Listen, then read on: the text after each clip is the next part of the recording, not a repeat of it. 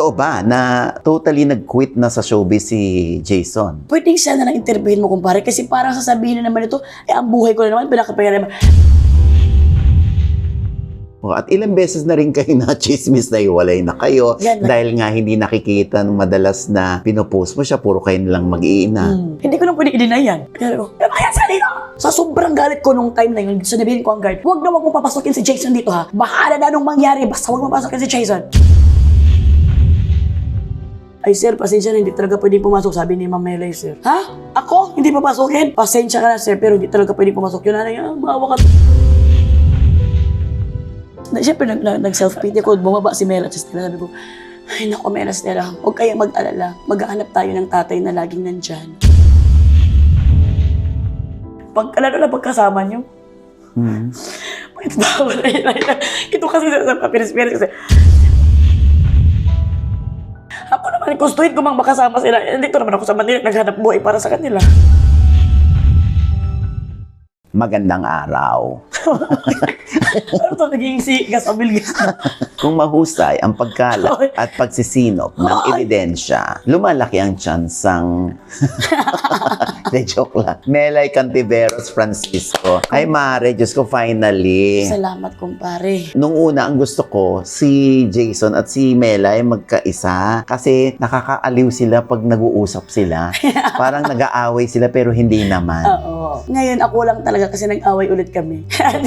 Hindi ko nag-away. Kakasundo lang niya sa akin. Pero totoo ba na totally nag-quit na sa showbiz si Jason? Ayaw niyang ipasabi yun, pero... Ayaw ba niya ipasabi? Pero talagang pag gano'n na talaga, kumpare. Papunta na doon. Sabihin na lang natin para matapos din siya. Hindi naman sa pa-quit. Siguro parang, minsan kasi talaga ang mga lalaki ba yan, dumadaan ba sa mga gano'n, yung mga anxiety, mga gano'n. Nirespeto naman natin yun kasi nga, kuan yun mental problem yun minsan. Medyo humihinga lang din siya, pero dumating na siya sa point ng buhay niya na mag-focus siya sa mga bata and mag-focus siya sa mga side trip niya na mga negosyo. Depende kung gustong-gusto talaga niya yung project, sa kanya tatanggapin. Na-frustrate ba, na-disappoint sa industry si Jason? Kaya medyo tinatabangan na siya sa pag-artista? Pwedeng siya na lang interviewin mo, kumpare, kasi parang sasabihin na naman ito, ang buhay ko na naman, pinakapayari naman. Pero parang may gano'n yun. Gano'n kasi yun sa akin, ako nilabas mo na naman ako sa interview mo, ha? Hindi mo buhay ang pag-usapan mo, gano'n. Hindi na. Parang may pagkaganon din. Kasama naman yan eh. Kasama naman ang frustration talaga sa buhay natin kapag humaharap tayo dito sa... Kahit hindi naman sa showbiz, kahit sa trabaho na normal, di ba? May frustration talaga. Nasa iyo lang yun kung kaya mo pang labanan or hindi. And siyempre may mga trauma-trauma nga siyang mga experience sa buhay niya. So parang nadadala niya or napipressure siya pag kinakabahan siya sa eksena. So iniintindi ko na lang siya sa time na yun ng mga ganun. Walang comparison pagdating sa kita. Like, hindi siya nakakarinig ng mga pagkukumpara ng... Parang mas nagtatrabaho yata si Mele kaysa sa'yo. Kasi nga hindi masyado nakikita si Jason. Yun nga, naawa ako sa kanya din kasi ginaganon siya ng mga tao. Kung sino may masasaktan, yung asawa talaga. Siya naman, hindi naman yan masasaktan kung sino yung binabato nila. Pero ikaw, masasaktan ka talaga.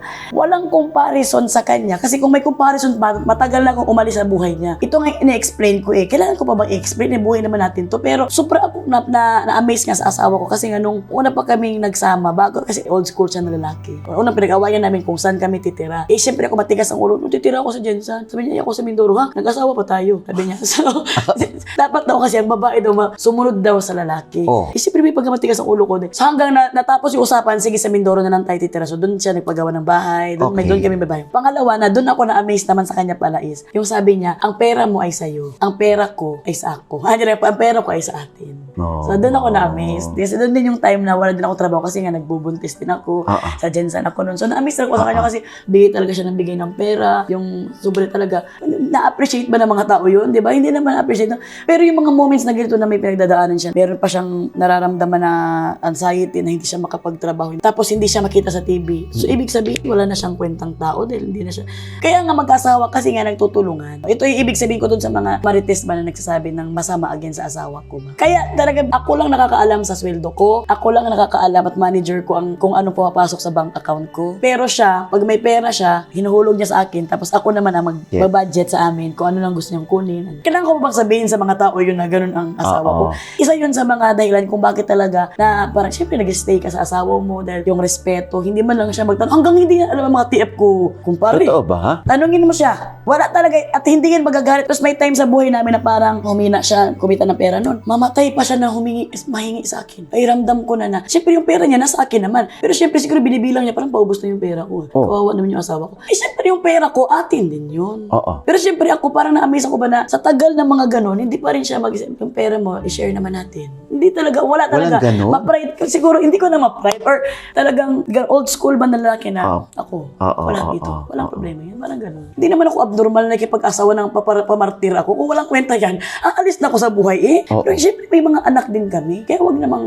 So, pagka ganun, ano sinasabi ni Jason sa'yo? Pag may mga ganyang issue? Hindi naman niya sinasabi kasi may pagka-ma-pride nga siya about sa mga ganun. Oo. Pero ako, nararamdaman ko sa kanya na medyo nasasaktan din naman siya. Siyempre, pagkatao na niya ang tinitira eh. Pero hindi ko talaga yung parang nasasaktan niya. Hindi naman niya pinapakita. Pero ako bilang asawa, parang ramdam mo. Kaya nga kayo nagmahalan din, alam niyo, gets niyo na sa isa't isa kung ano yung weakness niyo at ano yung So, ako talagang nasasaktan. Siya naman, kinakaya lang niya. Pero siyempre, dumadating talaga sa point na hindi ka talaga pwedeng okay lang lagi. Minsan, nadadown ka talaga. Kaya siguro isa din niya sa reason ba't niya na mag-atis. Ayun na din niyang sabihin yung mga ginagawa niya sa buhay para manatiling misteryo. So gusto na lang niya maging horror, misteryo na lang siya sa mga Saka hindi niya kayang makipagplastikan siguro. hindi niya kaya.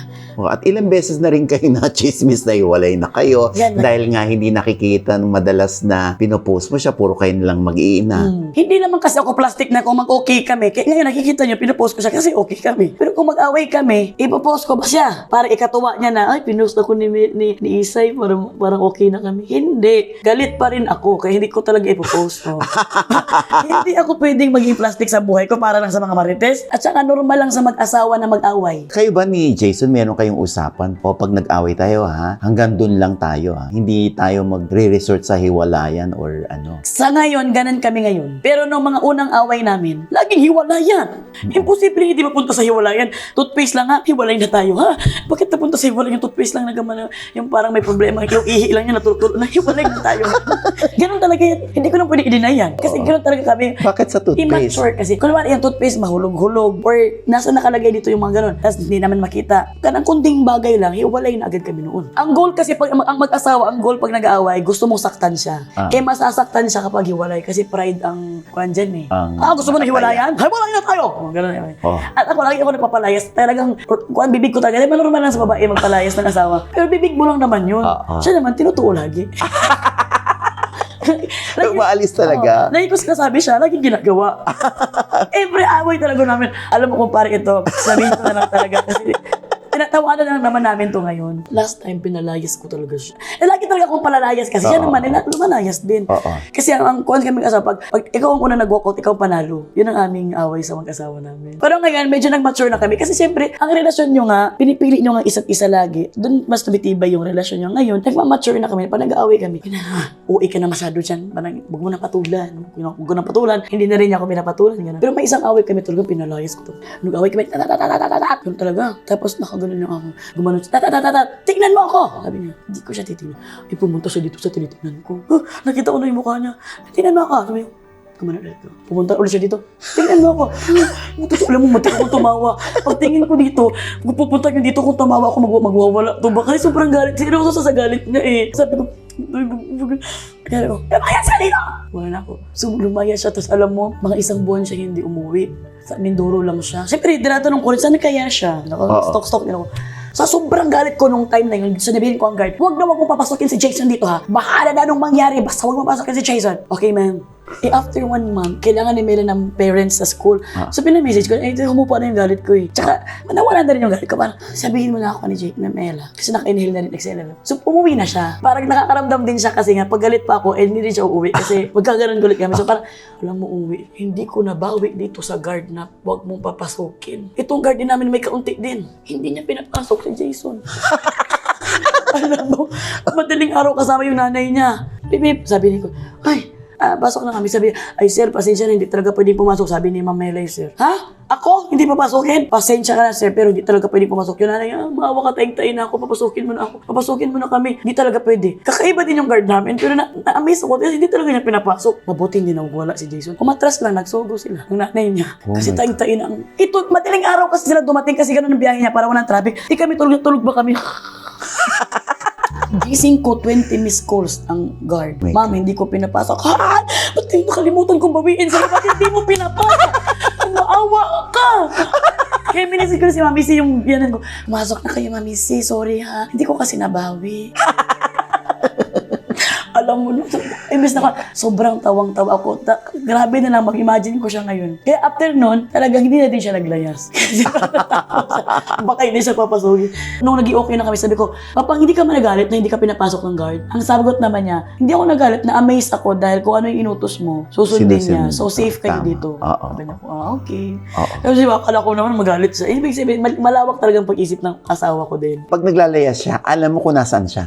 Alam ko, at in fairness naman sa kanya, walang layas yan na hindi ko alam. Kasi pumupunta lang yan, dalawang pupunta lang yan eh. Doon sa friend ko na parang family friend namin, and doon sa Mindoro. Parang pinapaalam din niya na kung nasaan siya. Parang ganun. Pero hindi pa dumating sa puntong nagkasakitan kayo physically. Wala naman, in Jesus' name. Kasi kung dumating din ganyan sa punto na ganyan, goodbye Philippines na talaga. Pero siyempre, patatawarin pa rin siguro. Baka may reason, pero wala naman. In Jesus' name, hindi naman siya kaming galit. Napapasigaw lang talaga sa inis niya sa akin. Kasi ako medyo may pagkapasok dito, pero, in fairness naman, di talaga niya ako sinaktan. Pero pag nag-aaway kayo ba yung tipong wag sa harap ng mga bata? Wag sa harap ng mga bata talaga. Bawal talaga. Mayroong times hindi namin napigilan pero sinagot kami nung inaanak mo. Si Stella? Sabi niya, stop mama, papa! Para kayo mga bata! Ginanon ko. Kasi yung mga anak namin, kakabastos dito mga anak namin. Tapos sabi, so tingnan kami. Tapos maya, umalis na naman siya. Layas na naman siya naglayas. Tapos nagalit na naman ako. Nasa si Jason! Siyempre, nag-self-pity ako. Bumaba si Mel at si Stella. Sabi ko, ay naku, Mel, Stella, huwag kayong mag-alala. Nag-emote ako sa mga anak. Maghahanap tayo ng tatay na laging nandyan. Sabi ko sa mga anak. Alam mo, sagot ng dalawa, hindi talaga sila nagdadrama sa buhay. Sabi nila, tapos, si Jericho na naman. Si Jericho na naman ang papa namin. Tapos pag mag-away kayo, iba na naman ang papa namin. Sabi nung panganay ko, ay! Tapos sabi nung bunso, we are pretending in YouTube that we're happy but we're not. Tapos nagtumawa sila, nag-appeal. Ay! Bis, itong mga bata ko. Parang binuli nila ako dun sa drama ko. Ibis na nagdrama ako, na-stop yung drama ko. Sila, Naging KJ sila sa drama mo. Oo, naging sila. So, in fairness naman, doon ko na-realize na hindi pala si Emotera. Pag nag-aaway kami, hindi sila yung nag-aaway si mama, hindi sila gano'n. Yung, kung anong sila, magiging okay na naman kayo. Gugunan sila. Naaral na nila kayo ni Jason. Naaral na nila. At saka, di na sila nagpapa-emote sa amin yung kanaaway namin. Kunwari mag-emote-emote sila, wala sila emote-emote. Magagalit pa sila sa amin. Parang, okay na naman kayo. Maglabing-labing na kami ng Jason ngayon. Maglabing-labing kami pa. Labing-labing kayo, tas away na naman kayo. Gaganunin nila kami kumpare mga Wala na kayong credibility. Wala na kaming credibility. Sa mga bata. So kami, kung mag-away, tama na. Tapusin na natin kasi nakakapagod na rin. So ngayon, graduate na kayo sa ganung Hindi ko masabing graduate na kami. Pero baka nandun na kami sa mga honorable mention lang. Na parang, medyo na ma-master na namin ng isa't isa. Kasi yung pagsasama naman is hanggang matanda yan. Parang mama at papa ko yan nga eh. Ang mama at papa ko lagi nagmumurahan yan eh. Naririnig pa ng mga anak. Ako, narinig ko natin. Pero nung matanda na ako, pero hindi naman ako nag-emote din sa kanila. Nung matanda na ako, tapos nabuntis ako, doon ako nagbuntis, di ba? Tapos nagmumurahan talaga ng nanay tatay ko. Ayan! Tapos sigaw talaga. Stay! Sigawan. Tapos paglabas ko, sabi ko, siyempre meron na akong parang kaya ko na magsalita sa kanila. Sige, magsigawan kayo para malaglagan ako dito. Sabi ko sa mama at papa ko. Tapos pagtalikod ko, hindi talaga nagsigawan, pero nagmumurahan pa rin. Pabulong na lang. Pabulong na lang. Ayun, nagmumurahan pa rin. The best. So, inakita ko sa parents ko na ganun pa rin. Kami ni Jason, parang ganun siguro kami pagtanda din namin. Pero, andun pa rin napipiliin ang isa't isa kasi para sa mga bata. And para sa yes, I do namin sa simbahan. Hiyang-hiya naman kami kay Lord, I do kami. Ibig sabihin, selfless kayo. Hindi yung sarili nyo lang ang iniisip nyo. Kung wala talaga pagmamahal sa isa't isa, may pagmamahal naman talaga din kami. So, kailangan mo lang talagang umabot sa point na mag-aaway kasi hindi naman kayo parehas din ng utak, hindi kayo parehas ng pinanganak. Kapatid mo nga, mag-aaway kayo, ano pa kayong asawa mo. Diba? So, minsan, maburi yung utak ko, siya buri yung din utak niya. Kaya ko yung understanding talaga at respect, number 1 talaga yun sa relasyon. Kahit yung love, huli mo na yun. Yung love yun ang parang pang opening remarks sa inyong dalawa. Para talaga, zarararay. Pero sa relasyon na para magtagal, respect na at saka understanding. Intindihin mo. Kasang katutak na intindi talaga. Yung parang gusto mo na patayin, pero intindihin mo. Oo. Pero ano naman, wala naman kayong pag-aaway na ang dahilan selos or may babae si Jason? Wala naman. Yung mga selos-selos, parang pwede pa yun. Pero yung babae si Jason, wala din. At kung magkababae ba si Jason, ibibigay ko sa kanya. Yung babae, ibibigay ko pa siya ng tip kung anong gagawin niya pag talagang saring lang. Totoo ba? Oo, ibibigay ko talaga ng tip. Bakit? Alam ko talaga kasi si Jason, maloko kasi din yan siya sa mga babae. Ako pa nga nagluloko sa kanya. Ay, ang ganda ni Kuan, no? Ay, hindi yan. Kuan yan. Ganun niya. So, at saka babae, mga anak na dalawang babae, takot na takot kaya yan. Di, tsaka si Jason talaga, wala talaga akong experience sa talagang, yung talagang sobra siyang kuan sa babae. So, yung mga anak ninyo, pag ginagaya ka, parang batang Mele si Stella, di ba? Pero positive yun. Sa mga Positive sa mga tao. naaaliw sila. Ano reaction mo doon na aliw sila pag nagpo-post ka ng mga IG stories na involve yung anak mo? Sobra akong natutuwa pare kasi syempre inaanak mo ba Estela, natuwa ako dahil hindi sila nababisit sa aming pamilya. Kaya nga nagkakaroon kami din ng mga product na kuan dahil din sa Oo, yung mga pagkaaliw endorsement. nila. Kaya thank you so much ba na ganun ang pagkatanggap ng mga tao sa mga anak ko. Parang- Kasi syempre kami din naman kami. Ang nanay naman hindi kagandahan. So mabibisit ka talaga. Minsan diba hindi masyadong kaganda mabibisit kasi pagmumuka. Pero alam mo yung abuti na lang at sila na tinanggap nila mga anak ko na gano'n. Oo, mga pukeng kayo din eh, no? Buking mga kiat-kiat, mga kuanta na. Alam mo, hindi talaga ginagaya ng mga anak mo yung sinasabi mo. Ginagaya nila yung ginagawa mo. Puro sa jeans din nila, dahil nanggaling sa akin. Sobrang lugi lang talaga ni Jason dahil puro kami tatlo maingay. Nung nasa Korea kami, kumpare, alam mo, talagang nag-message na. Kasi shooting ako ng shooting, isa na naman doon magkasama. Atake na daw siya sa kuan, sa utak niya, parang mapuputol daw yung ugat niya. Bakit? Wala namang magtitim sa mga bata. Siya lang. So parang na siya na, tapos maglalakad sila sa mall. Si Mela nakasanggi ng mga laro. Alam mo yung, ang dami niyo kasi grabe yung mga bata. Oo, habang nagtatrabaho ka sa Korea. Oo, sa Korea. Ganun talaga. So si Jason talaga sabi niya, alam mo, talagang yung mga anak mo manang-mana sa'yo. Kasi di ba ako nakaapak din ako ng mga, di ba minsan makakaapak ako ng mga boss, yung sobra ko, may pagkatarantala. Clumsy. So para sabi niya, manang-mana talaga yung mga anak mo. Gigil ako sa'yo. Oh, so nung pumunta kayo ng Korea, dahil ginagawa mo yung Mom Chief, aware na si Jason na, sa'yo lahat ng mga bata, ha? Oo. Kasi Alam mag-work niya. ako. Of course. Oo. Never siyang pumunta sa set. Hindi siya pumunta sa set, pero dumadalaw din siya sa hotel namin. Siya lang pagtulog ng mga bata. Sorry. Bakit ganun? Hiwalay ang hotel? Hiwalay kasi ang hotel nila sa hotel namin sa movie. Kasi syempre yung movie namin kasi gusto nila, ando na kami, naka-makeup na kami sa hotel. Tapos sila naman, may hotel din sila. Pero kasama kasi ang mama ko, pag tulog na, iniiwanan ni Jason kay mama, tapos minsan pupunta siya sa hotel namin.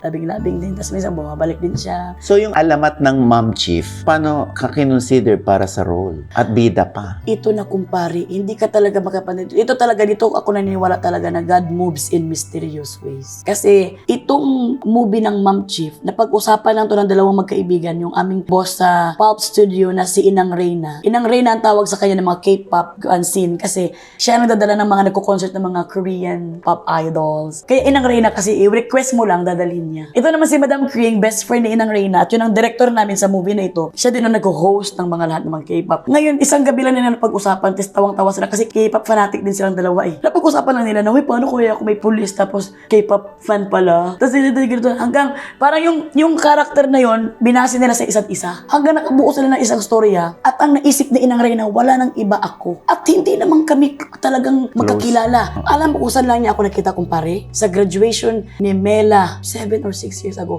Dahil nakita niya kami graduation, late kami sa graduation pero mukha kaming tanga ni Jason. Parang late na kami pero parang pa rin kaming sino kunwari hindi kami late. So parang tawang-tawa siya sa pagmumukha namin.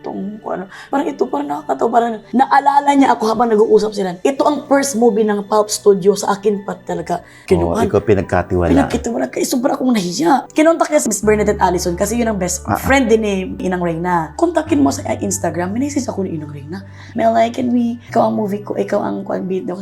Ano po ang nakain niyo? Yung talaga ang kasi baka may nakain siya ba? So yun sabi, seryoso po ba kayo? Alam mo, after nung usapan na yun, nag-meeting na next week, nakita ko na yung asawa niya si Sir Vernon. Please accept this. Kasi English man yun. If we don't accept this, we will not go through this movie. Maghanap na lang sila ng ibang movie na ipapakuan para sa pag-opening ng Pulp Studios. Tapos tinanggap ko kumpare kasi good vibes sila. Yung parang hindi ka mapipressure na kailangan parang kumita ang pelikula. Kasi alam, di ba, malalaman mo yan pag in-offer sa yung movie, kailangan kumita ang pera. Sila is good vibes lang tayo, makalabas lang tayo ng good vibes na movie, masaya na yun. Alam mo yung, hindi ako nakaramdam ng pressure at nabi ko, Magaan lang. magaan lang sila kasama talaga. Ayaw nila ng toxic na mga tao. And then, doon sa Korea pa ang shoot. So, after noon, diretso na. Grabe na, tapos talaga nag-flight na kami sa Korea. Ang bilis ka nilang mag-usap, mag-best friend. Kaya doon na nabuo. Doon sila kumuha ng crew sa Korea. Lahat, sinut na doon hanggang dinala na dito. Nandun na kami. So, anong pagkakaiba ng paggawa ng pelikula rito sa paggawa ng mga Koreano ng pelikula? Sila talaga is very systematic talaga. Organized talaga sila. Kasi yun nga, sa lahat nga in-interview ko nga, nung trabaho ko doon, kumpare, dinala ko dito sa Pilipinas, ang gusto ko na ulit magtrabaho. Para gusto kong may matutunan din yung mga kasi. Bakit? Alam mo, ang trabaho doon 8 hours, 8, 9, or 10 hours. Tapos matagal na yun.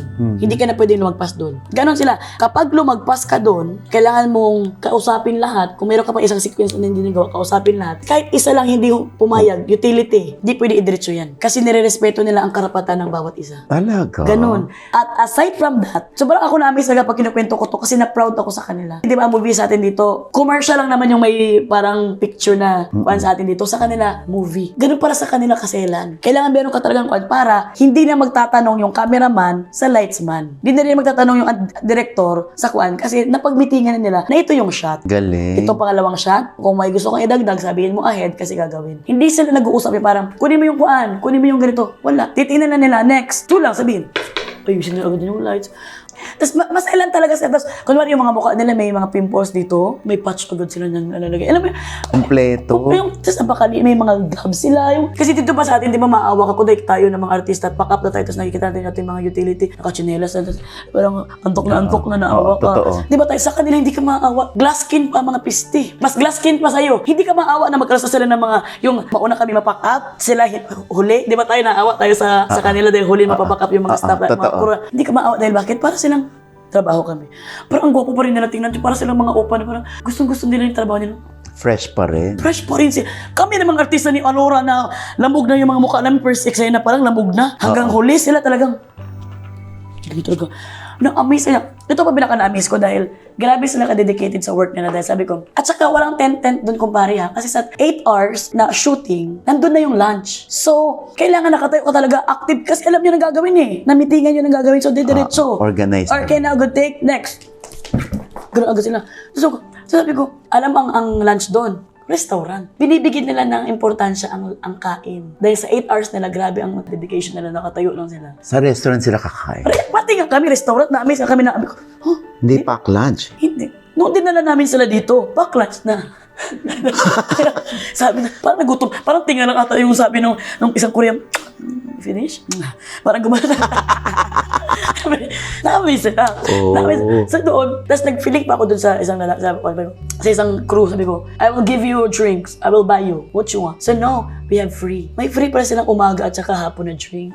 May parang mga Starbucks na gano'n na binibigay talaga yun sa kanila. At ito pang amaze ko, yung pack up na kami. Naglakad na ako kasi hanap ko ng taxi punta ako sa hotel namin. Pagtingin ko doon sa cameraman, BMW ang sasakyan. The best.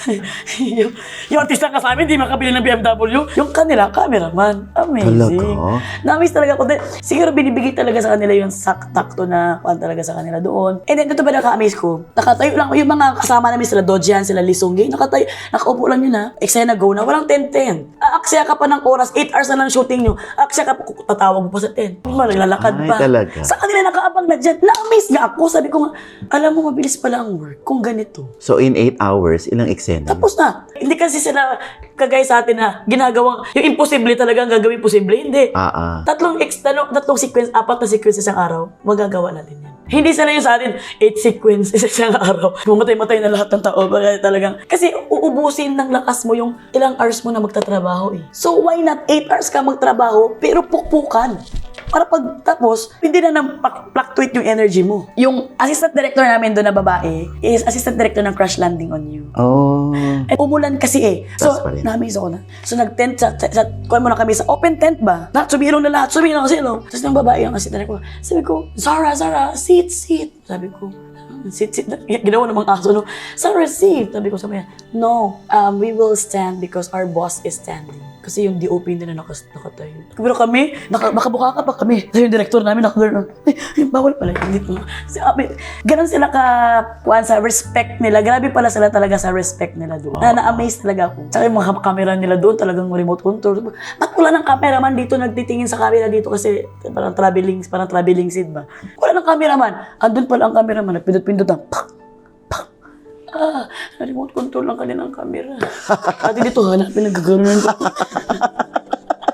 Mabilis, kasi technology is number one. Hindi ka abot sa point na mag-exhaust ka sa buhay mo. Dahil alam mo yung trabaho mo, sakto lang na oras. Shooting 2 days straight, pahinga. 2 days straight, pahinga. Ganun dun. Hindi mo pwedeng Diretso. bugbugin yung dahil may hinahabol kayo. Hindi. Ganun talaga sila. Quality talaga ang gusto nila. Nainggit ka para sa mga filmmakers natin? Sa atin naman din, meron din namang mga ganun na ginagawa na dito sa atin. Kasi nung tinatanong-tanong ko, may mga ganun na din sa atin, parang professional. Pero, nainggit ako doon sa klase ng disiplina at yung respect nila at yung hours ng working. Dahil talagang, doon pa lang gaganaan ka na mag-work kung ganun yung hours ng Kaya mawawalan ka talaga, may exhaust ka talaga. Tapos fully gear talaga sila, may mga paraphernalia sila sa work nila. Yung talagang nakaganon sila, kukuha ng kable, may mga gloves pa sila. Sa atin dito talagang buwis buhay, pag ganun, pwede ka na makuha din, diba? So, hindi naman kumbaga sinasabi ko lang yung experience ko doon sa pag-shoot doon sa Korea. Baka naman makot-kot naman tayo ng mga uwi na makot-kot kayo dyan. Pero reality kasi yun. Wala naman tayong kinukompare-compare. Sinasabi ko lang yung experience ko doon. Na dinala ko din dito. Na-amaze nga ako dahil sabi ko, sinare ko doon sa mga kilala ko ng mga producer. Grabe talaga doon. Talaga. Sabi ko, sana makakuha natin dito. Kasi mabilis ang trabaho kapag organized. Mabilis ang trabaho kapag planado. Bakit Ma'am Chief? Ma'am Chief kasi chief siya Ma'am Hepe. Chief kasi hepe. Ma'am Chief. Bida-bida siya na police. Yung parang leader siya ng mga, pag may mga nire-raid. Pero, pumapalpak din pala siya. Dahil sa mukha ko. Yun ang sign and symptoms na pumapalpak din si Ma'am Chief. So ito yung comedy siya. Comedy action. Kaya hindi naman pwede maging dramatic ito, kumpare. Kung maging dramatic ito, tsaka maging seryoso, talagang hindi ko tatanggapin yung kumpare kasi hindi ko kayo eksena ng mga iyakan-iyakan. So ito is comedy, action, basado na lahat. May pagka-drama-drama din sa dulo. At saka meron ding horror. Di ba? Mukha ko horror, di ba? Ayan, good luck, Melay, sa iyong movie. Okay, so Melay, kayo ni Jason, no, nakabukod na kayo, hindi pa rin maalis lalo na kung laking probinsya kayo, na tumulong pa rin sa parents, tumulong pa rin sa kanya-kanyang pamilya. Kayo ba may usapan ni Jason sa ganun? Wala kaming usapan naman. Automatic lang sa aming dalawa na parehas kami pinalaki na tumulong sa pamilya. Walang usapan na kailangan ganito, kailangan ganun. Pero parang automatic na pag kailangan ng pamilya ko ng ganito, bigay agad ako. Kasi akong pera ko naman is ako lang nagde-decision. So si Jason naman, wala naman siyang kuwan sa akin pag tinutulungan ko parents ko, family ko. Wala siyang problema. Si Jason naman, in fairness sa kanya, siya talaga ang nagkukuan, nagbabalance. Kasi syempre, siya talaga ang padre ng pamilya namin. So pag bibigyan niya ang pamilya niya, siya ang padre namin siya So siya ang nagbabalance na mag-restrain, na magbigay sa family niya. Kasi nga, kami yung priority niya. Hindi na yung family niya na yung mama at papa niya. Pero binibigyan talaga niya. Pupunta lang talaga siya doon para ayusin yung mga kailangan ng parents niya, ng family niya. Jason kasi is very lovable. Dahil nga nasanay siya na parang siya yung padre ng pamilya sa pamilya niya. Parang gusto niya, kumbaga sa Bisaya, mahap-an lahat ba? Yung parang Lahat akuin. Pero hindi naman sobrang laking pinagbago niya nag-asawa kami. Hindi na siya ganun ka-contract. Kasi kami yan ang priority niya. And then, lagi siya nagsasabi na mahiya naman kayo kay Melissa. Na huwag kayong kuan. Siyempre magtrabaho rin kayo kasi may pamilya na. Kumaganon siya. So sa sarili mong pamilya, Melay, all-out support ka pa din? All-out support talaga ako, kumpare, kasi nga ang pera. Alam mo yun, nasa stage ako ngayon ng buhay na ganun. Yung parang, sobrang all-out ako sa mama at papa ko Pero sa mga kapatid ko, may mga kanya-kanya silang pamilya, may kanya-kanya silang buhay. In fairness sa pamilya ko, parang maayos ang pagmamalakad ba? Dahil, kunwari, nakatoka ako sa mga emergency na mga hospital at nakatoka ako sa happiness. Pag sinabi natin happiness, yun yung mga travel, mga pa-party. Tinitreat mo sila? Tinitreat ko sila. Pag umuwi ako ng Jensen, alam na talaga na. Pero yung mga daily lives nila, yung baok ng mga anak nila, mga tuition fee, sila na yan. Wala akong pinsan, wala akong kapatid na nanghingi sa akin ng pang tuition fee ng anak nila. Kasi, pinanaki kaming ganun. Kasi alam nilang responsibilidad na yung anak nila. Ako, ang role ko, pag si Bako Palo, may mga problema sa hospital, mga ganun. Andun ako to the rescue agad ako. Or, mga gala. Pag uwi ko, punta tayo ng Bohol, tara! Alam na talaga nila na yan. Pag nagyaya ako na lahat shoulder niya. When was the last time you cried? Sa parents ko, kumpare. Natatakot ako para sa kanila dahil yung parang kung tayo tumatanda din sila. And andito na ako sa kaya nga, di ba sabi ko sa'yo, kumpare, proud ako sa'yo. Hindi naman ako proud dahil nakayanan mong huminga doon sa pagkawala ng nanay tatay mo. Pero nalampasan mo na yung face na ganun. Kasi ako, kahit anong imagine ko, hindi ko pa rin kayang lampasan. Yan ang kinakatakutan ko. Kahit masayahin lang ako, pero pag sa parents talaga, hindi ko ma-imagine. Ano na nang iuwiin ko dun sa Jensan? Isa di ka umuwi dahil sa parents mo. Paano mo alagaan ang parents mo? Sobrang happy ako sa kapatid ko na andun siya. To take care of them? To take care. Kasi may negosyo siya eh. So siya yung nakatingin sa mama at papa ko. Kasi hindi man sa kumpare. Ang papa ko kasi is, may cancer kasi siya. Cancer saan? Sa prostate cancer. So, parang 2 years ago siya nakakuan doon. Na-diagnose? Diagnose. So, yung diagnose pa yun, pandemic pa talaga, kumpare. Grabe. Parang, nung pandemic na yun, nag-land travel ako pa Jensan. Hindi ko alam bakit kailangan kong umuwi. Sabi ko, kailangan kong umuwi talaga. Hindi ko alam bakit. Nag-land travel kami papuntang Jensan. 3 days. Pang second day ko, nandun na ako sa Tacloban. Tumawag. Kasi hospital pala ang papa ko. Dahil dun, sobrang sakit na talaga, hindi na talaga kinain dun hospital. Tapos yun, ooperahan. Yun pala yung reason ba't ako kailangang umuwi. Na hindi ko pa naman alam eh. Para may nagtutulak lang. Para may nagtutulak talaga. Totoo pala talaga. Iba na talaga si Lord nung pagmagwan. Kaya nun, hinands-on ko yung pagpapakuan niya. Pag pandemic, bago ka operahan, sobrang sakit na siya. Bago ka operahan, kailangan mag-negative ka muna sa swab. Sobrang sakit na siya. Pero hindi pa rin operahan. Bakit? Positive sa swab. So talagang grabe lang lugmok ako nun kasi aside from that, naawa ka makikita sa kanya eh. Ang awa-awa ako talaga nung kooperahan na siya kasi sumobra na ako ng weeks doon. Kailangan ko nang bumalik ng Manila kasi parang mag-work na ako. Ang awa-awa ko na talagang umiyak talaga, sabi niya, Day, wag mo akong iwan. Kaya wala man nun si mama, nandito man si mama sa Manila. So wag mo akong iwan, Day. Nandito na talaga yung luha ko. Pagod na talaga nanginginig na ako. Pero hindi ko pwede mo pakita kasi na kunwari matapang na ako. Sabi ko, paano ka ba? Dapat maging matapang ka. Ako nga matapang ako, mag-isa lang ako sa Manila eh. Kaya ko nga doon, kayo nga marami kayo dito. Maging matapang ka, pero pag talikod ko, sabog na yung luha ko dito. Kasi naawa ka sa tatay mo. Ang tatay ko kasi is very disciplinarian niya. Love niya kami, pero hindi napapakita niya. Parang nang clingy siya, yung parang first time ko siya nakita Hindi siya showy. First time ko siya nakita na parang, huwag mo kong iwan. Grabe sabog yung luha ko. Pero kung narisarap niya, maging matapang ka. Dati nga, sinasabihan mo kami na huwag umiyak sa sugat. Hindi ngayon, huwag ka rin umiyak din sa sakit mo. Pero parang binalik ko lang back to you lang yung ginawa niya sa akin ng bata ko. Pero pag ganun ko sabog luha ko, talagang naiyak talaga ako. Kasi hindi ko alam kung ano mangyayari naman sa kanya yun. After nun, yun talaga ang the rest is history na cancer na siya. Pero in Jesus' name naman, okay naman din siya. Lalo na ngayon na may mga pinagkakaabalan silang mag-asawa. Si mama ko naman, isa na lang kidney nun. Kidney girl din yun. So, yun ang mga iniisip ko ngayon. Paano ko kakayanin yung mga... Kasi nasa stage, yung mga edad na ganito, nasa stage ka na ng ganito eh. Kaya mo ba? Parang kailangan ko lang talagang kayanin. Kasi syempre, may mga anak ako eh. So, pag nasa Manila ka, andun din ang utak mo? Andun ang utak ko lagi. Kasi syempre, kasama ko na si Jason dito, kasama ko na mga anak ko. Wala na akong worry eh. Ang worry ko na lang sila. Na mayo ko yung may tumawag na, nakakatakot kaya nakakaparanoid din yung parang... Ay, yung biglang may tatawa? Kaya pag mag-message, Inday, ganun lang. Ano? Bakit? Sagutin niyo ako! Ganun agad ako. So, wala lang naman, hihingi lang kami ng bayad ng kuryente ko. Akala ko naman yun. Kasi bakit? Nag-iinis kasi ako sa Day. Yung Day lang, sabihin yung isang message. Day, wala na kami ko ba? Kailangan ko ng ganito. Huwag kayong magsabi na, Day, Day! Ano talaga parang sa parents talaga. Ito ang pinagdadaanan ko ngayon. Yung napaparaning ka dahil hindi mo nga ma-imagine na parang ayaw mo i-entertain yung idea na someday it might happen. Kaya talagang dasal lang talaga na protection at kung hindi man, i-ready ka sa mga ano mga mangyayari kasi may mga anak ka. Pero syempre, in Jesus' name, good at ang mga pamilya ko. Pinagpe-pray ko talaga ang papa ko. Lagi ko talagang pinagpe-pray. Wala talagang kwan. Ngayon, nag-uusap tayo. Kumusta papa mo? Okay lang naman siya kasi na-sideswipan siya ng motor. Ha?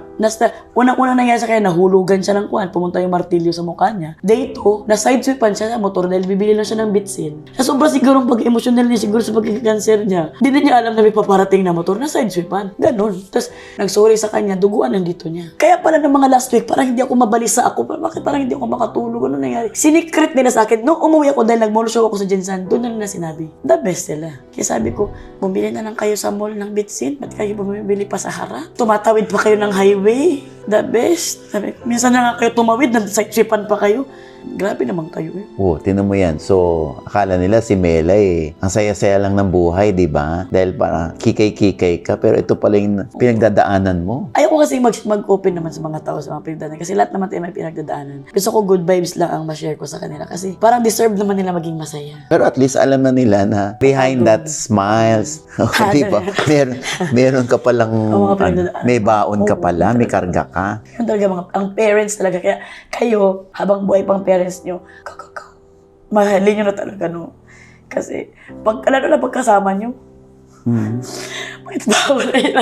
ito kasi sa parents kasi, lalo na pagkasama nyo ang parents nyo, talagang i-seize the moment yun talaga. Ako naman, gustuhin ko mang makasama sila. Dito naman ako sa Manila, naghanap buhay para sa kanila. Di ba? 100,000 ang gamot every month. Sino bang magsusustain yan? So, kailangan ikaw, kuat ka talaga. Ikaw ang pinakamalakas na. Yung totoo, bakla ba ako? Yung boses ko. O, ikaw talaga ang magsusustain. Oo. So, kailangan talaga strong ka. Kahit gusto mo silang makasama, kailangan mo maging matapang sa trabaho. Pero kaya mo magdala. Oo. Kasi alam mo na may Lord. Andyan talaga si Lord. Kaya every time nadadasal good health for the parents, for the family, para ikaw dito trabaho ka lang. Hindi ka na madadala sa mga emotion ang mga ganyan. And habang nasa edad pa tayo na ganito, alagaan na natin ang mga sarili natin. Para pagdating ng panahon na matanda tayo, hindi tayo maging perwisyo at hindi tayo magiging dahilan ng mental health ng mga anak natin. Para okay sila habang naghahanap buhay, habang tayo naman ay healthy at hindi sila na pipirwisyo. Hindi naman ako pinirwisyo ng magulang ko, pero yung worry ko at saka yung anxiety ko andun eh. Mahalin na ang magulang habang kasama nyo sila. Huwag nang away-away sa magulang kasi nasa huli ang pagsisisi. Pero mabuti kang anak. Ikaw, mabuti kang anak din yung kumpare. Mabuti na. Hindi, natutuwa ako sa'yo kasi yung old school ka. Old school talaga kami ni Jason. Kaming mag-asawa. Na hindi yung, may bago na kaming buhay, may sarili na kaming buhay, so wala nang kaming pakialam sa inyo. Hindi talaga natin responsibilidad ang magulang daw natin. Kasi ang magulang natin ang may responsibilidad sa atin. Pero ikaw bilang anak, matuto ka naman din magkaroon ng kuwan sa parents mo. Yung magbalik man ng kanilang binuhay sa iyo at talagang dinala ka ng siyam na buwan sa tiyan. At saka, automatic naman kasi yun, pag mahal mo ang magulang mo, pinalaki ka ng maayos, talagang minahal ka ng sobra, ibabalik at ibabalik kahit hindi ka utusan. At yan lang yung sa commandments na may promise. 10 Commandments. Oo. Yun yung obey, respect your parents, and you will be rewarded. Diba?